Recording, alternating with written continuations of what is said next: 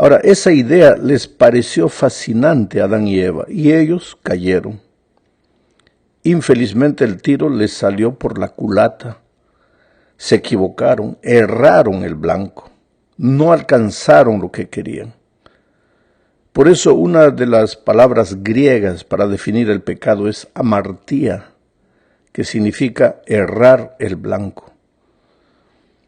Adán y Eva hicieron lo que quisieron porque querían ser como Dios. Sin embargo, no llegaron a ser Dios. Al contrario, se volvieron solitarios, infelices, se metieron en problemas, erraron el blanco, cometieron pecado. Dejaron de andar con Dios y empezaron a andar en sus propios caminos. Ahora, ¿qué es lo que llevó a Adán y Eva a esto? El amor a la posición o al estatus, querer ser igual a Dios. El deseo de tener más de lo que se les había permitido tener. Dios les había dado todo el jardín, pero les dijo no toquen solamente del fruto de este árbol. Ellos quisieron todo. Pues ese deseo del estatus y de tener más de lo que querían o que podían tener llevó a nuestros primeros padres a la ruina. El compañerismo diario con el Padre en ese momento fue interrumpido. Entonces ellos se escondieron de Dios entre los árboles. Imagínate, como si alguien pudiera esconderse de Dios. Pero ahora date cuenta una cosa, Adán y Eva no fueron atraídos por la riqueza. ¿Qué riqueza había en el árbol? El fruto no era un fruto de oro o de diamante. No eran millones de dólares que colgaban del árbol de la ciencia del bien y del mal. Lo que prueba que no son solo apenas las riquezas que pueden separarnos de Cristo. Es el amor al dinero, sea poco o sea mucho. Es el apasionado deseo de alcanzar bienes materiales.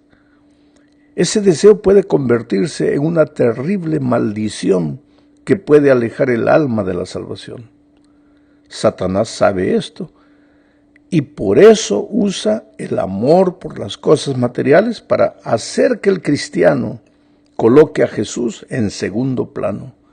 No que lo saque de su vida, sino que lo coloque en segundo plano. Solo que nuestra única protección de este problema es conservar la mirada en Cristo, propositadamente. No de casualidad, no si estoy con ganas, si tengo tiempo. No simplemente porque Él me va a bendecir y las cosas me van a ir bien si coloco a Jesús en primer lugar. La única cura para la mundanalidad, cualquiera sea su forma, es una continua devoción a Cristo. Hebreos capítulo 11, versículo 26 dice que Moisés fue victorioso porque consideró que sufrir el oprobio de Cristo era una riqueza mayor que los tesoros de los egipcios.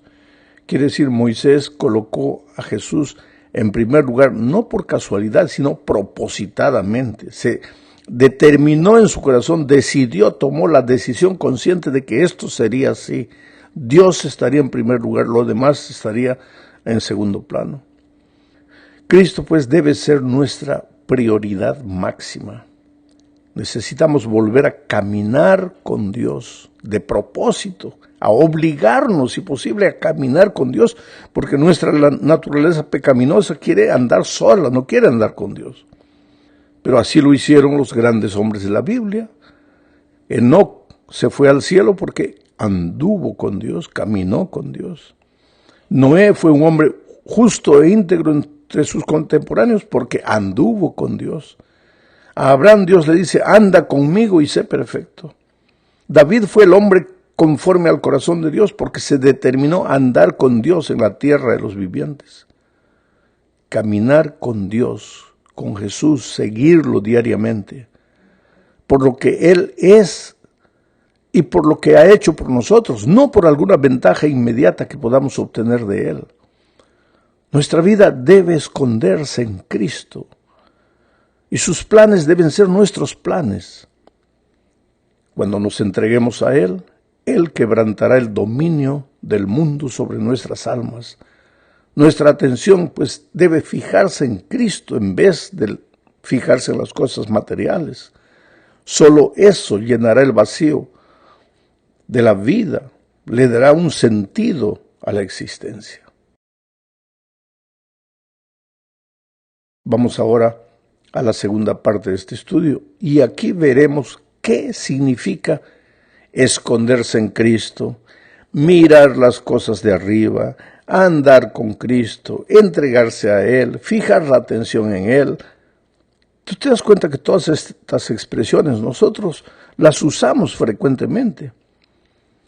El otro día, sin embargo, alguien me dijo, pastor, ya intenté todo eso, pero no funciona, no da resultado.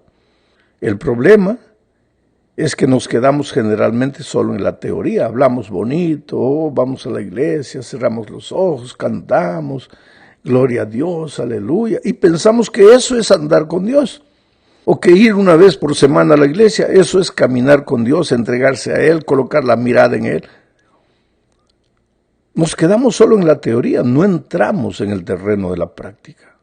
El andar con Dios, el caminar con Dios, el colocar a Dios en el primer lugar en nuestra vida es algo práctico y muchas veces doloroso. Digo, ¿por qué doloroso? Porque a la naturaleza pecaminosa que cargamos todavía hasta el día de la venida de Cristo, no le gusta el compañerismo con Dios, no le gusta andar con Dios, le gusta hacer lo que pues ella quiere, vivir como ella quiere, mirar las cosas de esta tierra, no las de arriba. Entonces, si vamos a andar con Dios, si vamos a caminar con Él, vamos a entregarnos a Él, vamos a permanecer en Él, tenemos que hacerlo propositadamente, determinar que así va a ser, aunque a nuestro cuerpo, a nuestra naturaleza no le guste. Y ese andar se limita a 3 cosas.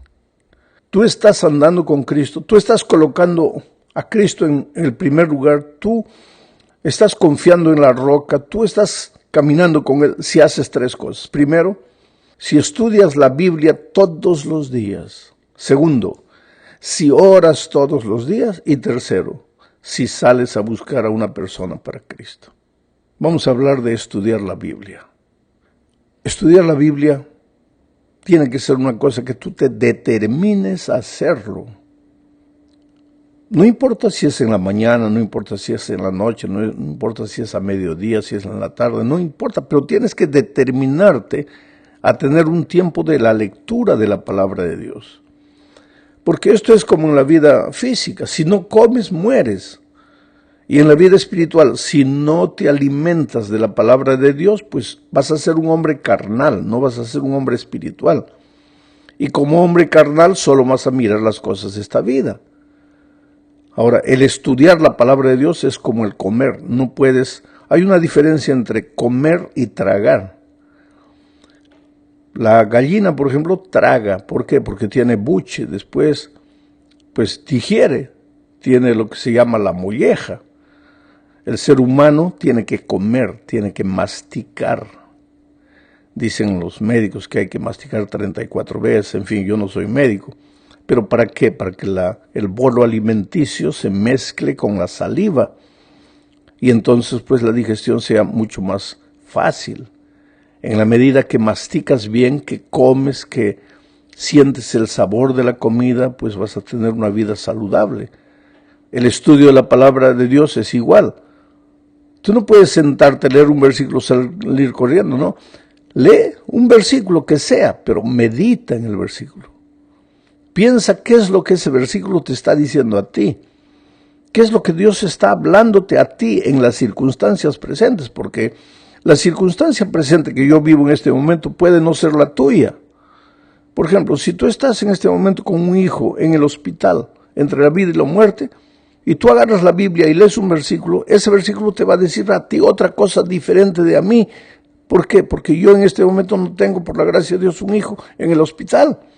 Si acabas de perder a la esposa, te va a decir ese versículo un mensaje que a mí no me lo va a decir porque yo estoy con la esposa viva. Quiere decir, cada uno tiene que leer el texto bíblico y tratar de entender qué es lo que Dios me está queriendo decir aquí. Tampoco vale la pena que agarres la Biblia. Voy a terminar este año de leer la Biblia 2 veces.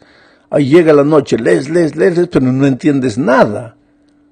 Eso en la vida física le diríamos que es tragar. Comes, pero no masticas. Tienes que leer un trecho de la Biblia y meditar. Por ejemplo, tomas la lección de la escuela sabática. Lees la pregunta, lees la respuesta, piensas, sacas tus conclusiones. Si no has entendido bien, pues escuchas el comentario. Y el comentario te ayuda a entender algunas cosas que no has entendido. Ahora tampoco puedes tú cerrar la Biblia, escuchar solo el comentario y pensar que con eso ya has pasado tiempo con Dios. Claro que el comentario te ayuda, pero es mucho mejor que tú mismo mastiques la palabra de Dios.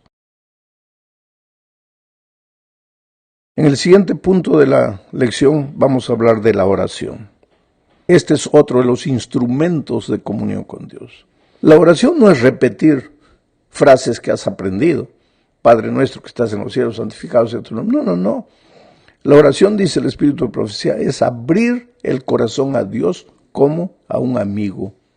¿De qué hablan los amigos cuando se encuentran? Hablan de todo. Entonces, haz eso con Dios. Conversa con Él. Siéntate, arrodíllate o acostado en la cama, medianoche te despiertas, abre tu corazón y habla con Dios. Cuéntale lo que estás haciendo, lo que estás sintiendo, los pensamientos que te perturban, tus temores, tus dudas, tus aflicciones. Habla con Dios.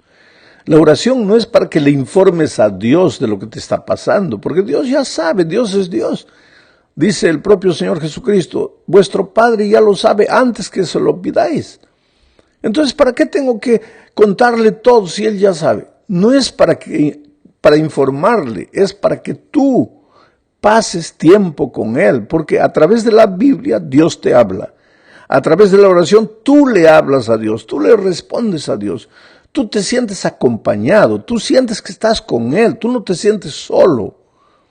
Saca toda la basura de tu corazón, las amarguras, los rencores, los motivos. Si hay una persona que te hirió, cuéntale a Dios con detalle qué es lo que esa persona te hizo. ¿Para qué? Para que a medida que tú vas hablando a Dios, el rencor, el resentimiento va saliendo de tu corazón. Cuéntale a Dios tus flaquezas, tus debilidades. En detalle, pídele fortaleza, pídele poder. Conversa con Dios. Conversa. Cuéntale en la noche, por ejemplo, todo lo que has hecho durante el día, con detalles. Te vas a pasar 1, 2, 3 horas conversando en tu mente con Dios.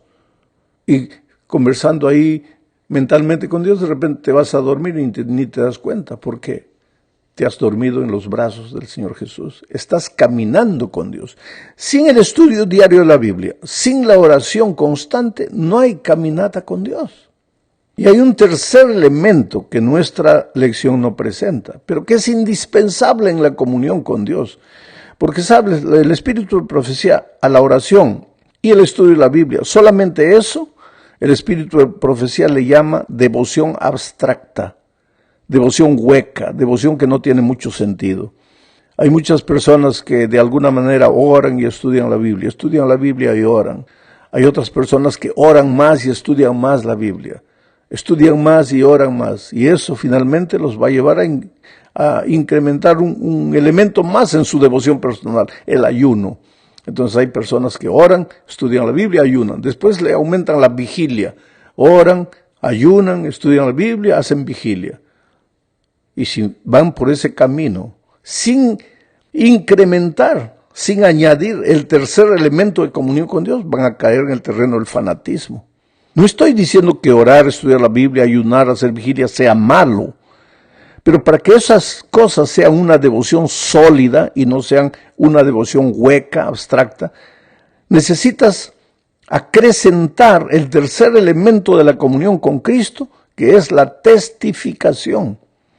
Ahora entiende bien, testificación no es andar por la vida portándote bien para que las personas vean tu vida y se sientan inspiradas. Claro que tienes que hacer eso también, pero testificación es escoger una persona un vecino, un pariente, un amigo, un compañero de trabajo, y comenzar a acercarte, a aproximarte de esa persona con cariño, con amor, con amistad sinceros, mostrarle que te interesas por él y lentamente ir trayéndolo a los brazos de Jesús. Cuando tú haces esas tres cosas, oras todos los días, aunque no tengas ganas de orar, estudias la Biblia, aunque no tengas ganas de estudiarla, y buscas a una persona para traerla a Jesús, aunque no tengas ganas de hacerlo, ahí tú estás colocando la mira en Jesús. Eso es permanecer en Cristo. Eso es caminar con Dios. Claro, los discípulos en los tiempos de Jesucristo caminaban con Jesús corporalmente. Escuchaban su voz audiblemente, lo veían, lo podían tocar. Recuérdate que Juan recostó la cabeza en el corazón de Jesús. Por eso ellos tuvieron un privilegio que poca gente tuvo. Pero los hombres en el Antiguo Testamento caminaron con Dios. Ya dije, Abraham, Noé, David, Enoc. Pero no lo tocaron con sus manos ni lo vieron con sus ojos. Pero caminaron con Dios por la fe. Conversaban con Él. Y nosotros también podemos caminar con Dios por la fe, pero a través de los tres instrumentos que nos dejó: el estudio diario de la palabra, la oración, y Dios y tú salen juntos a buscar una persona para traerla a Jesús. Están caminando en una experiencia diaria de compañerismo. Y el resultado de eso es que te vas a ir volviendo lentamente a medida que el tiempo pasa, pues el carácter de Jesucristo se refleja en tu vida y tú te empiezas a volver un hombre espiritual. Y entonces, aunque vivas en este mundo materialista, ya las cosas materiales no son el centro de tu atención. Ya no te fascinan como te fascinaban antes, porque ahora tienes otros valores espirituales. ¿Por qué? Porque has aprendido a caminar con Jesús y su carácter se está reflejando en tu vida. Vamos a la última parte de la lección. Vamos a juntar dos ítems de la lección en esta parte. Primero, el Espíritu Santo que te llevará a la sabiduría. Cuando digo que a través del estudio de la Biblia, de la oración y de la testificación estás andando con Dios, en realidad estás andando ¿con quién? Con el Espíritu Santo. Jesucristo, antes de irse, le dijo a sus discípulos: es necesario que yo me vaya para que Él venga, hablando del Consolador, del Espíritu Santo. Él estará con nosotros hasta el fin del mundo.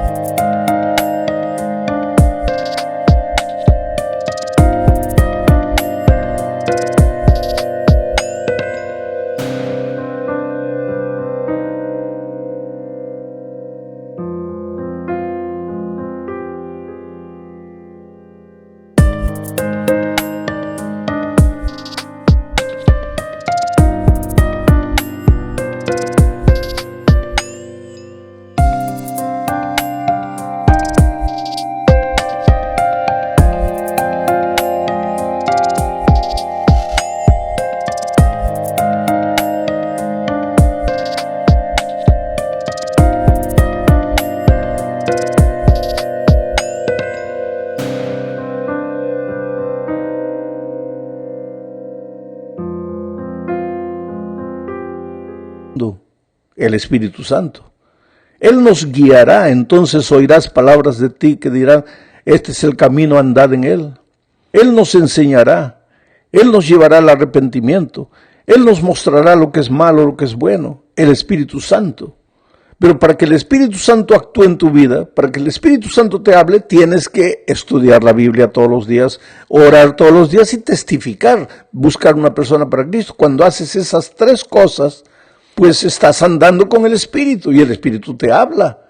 Y finalmente el Espíritu te va a llenar de poder para enfrentar la vida, las circunstancias difíciles de la vida, poder para testificar, para predicar el Evangelio. Y finalmente, antes de la venida de Cristo, poder hasta para hacer milagros. Porque en un momento determinado de la historia de la iglesia, el Espíritu dio a su iglesia poder para hacer milagros, cuando la iglesia estaba naciendo. Y cuando la iglesia ya está llegando al fin de su misión en esta tierra, Dios también le dará poder para hacer milagros, los mismos milagros o mayores milagros.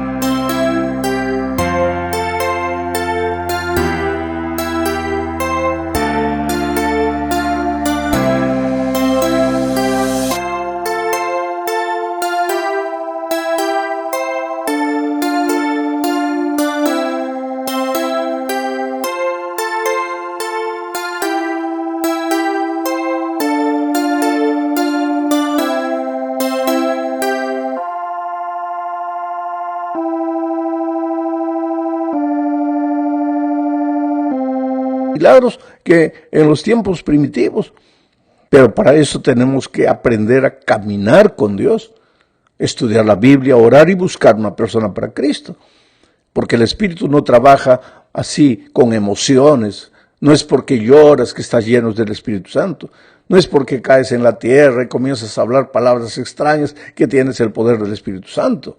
El Espíritu Santo es un asunto de vida práctica, oración, Biblia y buscar una persona para Cristo. Ahora, una de las cosas bellísimas que el Espíritu Santo hace en la vida es darte sabiduría.